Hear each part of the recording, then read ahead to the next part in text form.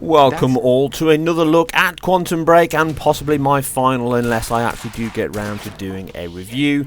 And after some, shall we say, logistical issues, many of us received our PC code for the cross-buy option of Quantum Break. Now here I will take a quick look at the UWA release on my Intel i5 and GTX 970 machine, and if the Universal Windows Platform solution is an issue. First up, the PC release falls into exactly the level I expected, with it being a near carbon copy of the Xbox One release, which I've covered in depth already. We see some small bumps in shadow quality, volumetric lights, effects resolution, texture quality, but all are hard to spot over the console release. But by and large, we have the same game here, and this includes the exact same reconstructed rendering pipeline, which is not a shock at all. Just the options are, but I will come to my thoughts on that in a moment. To clarify this, it means that choosing the 1080 option from the menu still renders the buffer at the same 720 with 4x MSAA.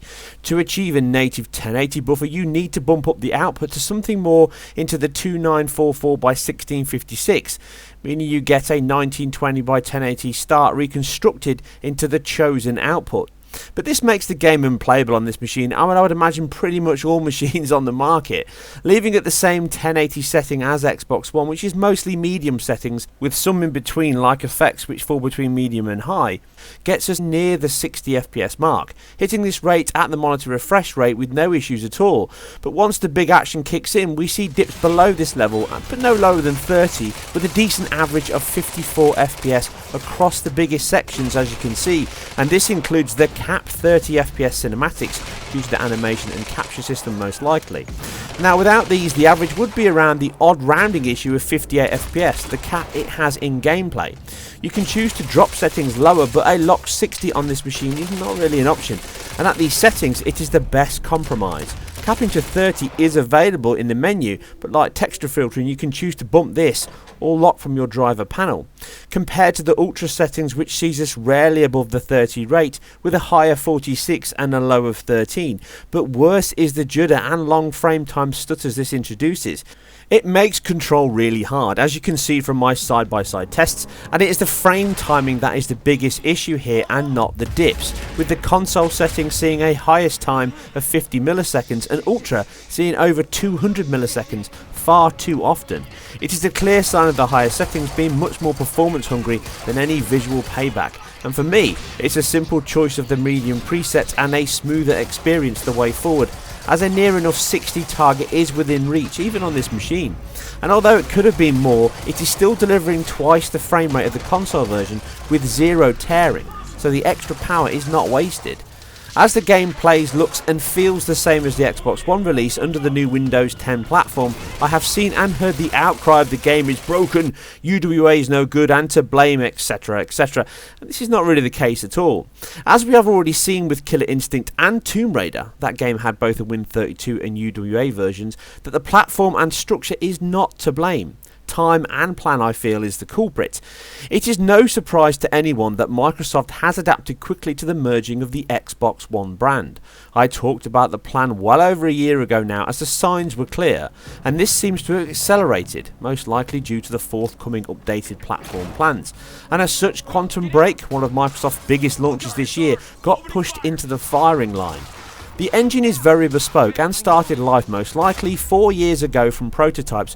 As such, possibly less than 8 to 10 months ago, the PC release was a later plan.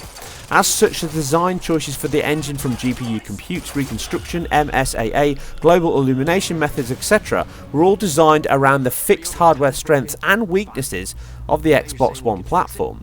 This cannot be simply and quickly undone, and I feel this is the cause of the issues and not the UWP.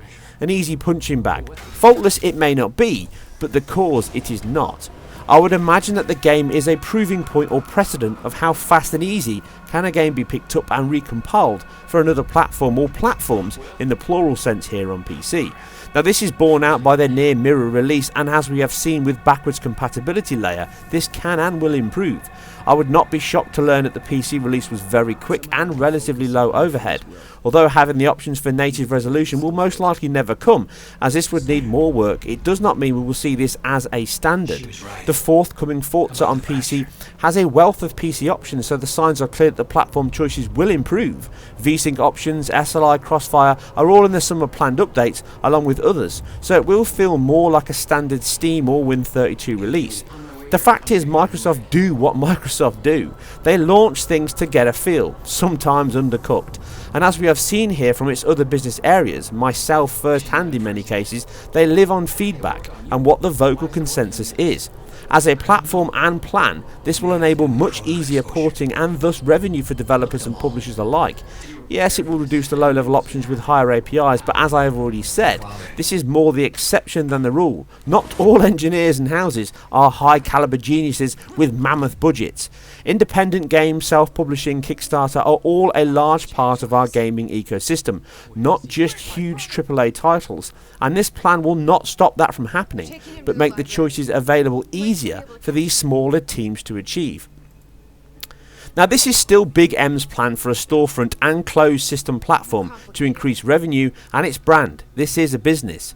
And so long as the changes come with each title and the development continues as it clearly shows signs of doing, having the option to play huge console exclusive titles like Quantum Break, Forza and Gears 4 on day one, or near as damn it, is only a good thing, even more so if the cross-buy format becomes a standard. Yes, Quantum Break is not a trophy to demonstrate the strengths of the platform, but it is indeed a pioneer of the reduced work needed to ship across multiple hardware formats within a managed VM, and like all pioneers, it's been shot with arrows, but maybe for the greater good. Now my final verdict on Quantum Break for PC is, as you can now play the exact same title as your console brethren on your PC, nearly from day one, at twice the frame rate with some extra options. But for this particular title, unless you have a PC of a considerable level above the Xbox One, as my machine here, then the console is still the best place to enjoy Remedy's work.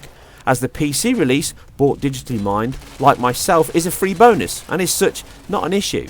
The full price release though is another story, and I cannot recommend that at the price, no matter your hardware. From my test here, you can make your own mind up if it's worth the costs though. But this paves the way for more titles to ship day one, and they may be less experimental as a whole, which is a shame, but I am confident we will be far more stable and scalable than this. And some extra info, I contacted Microsoft and inquired about the cross-buy codes. The response was you will receive them within 7 to 10 working days after you bought the game.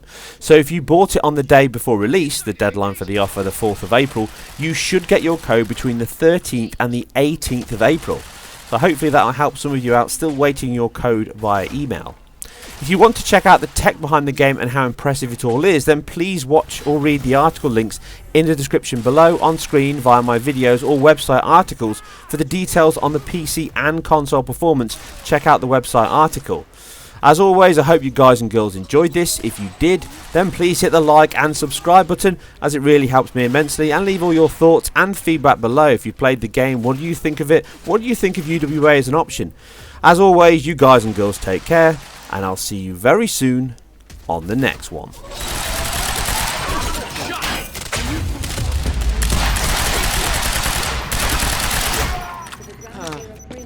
When entered from this point forward, chrono levels around 0.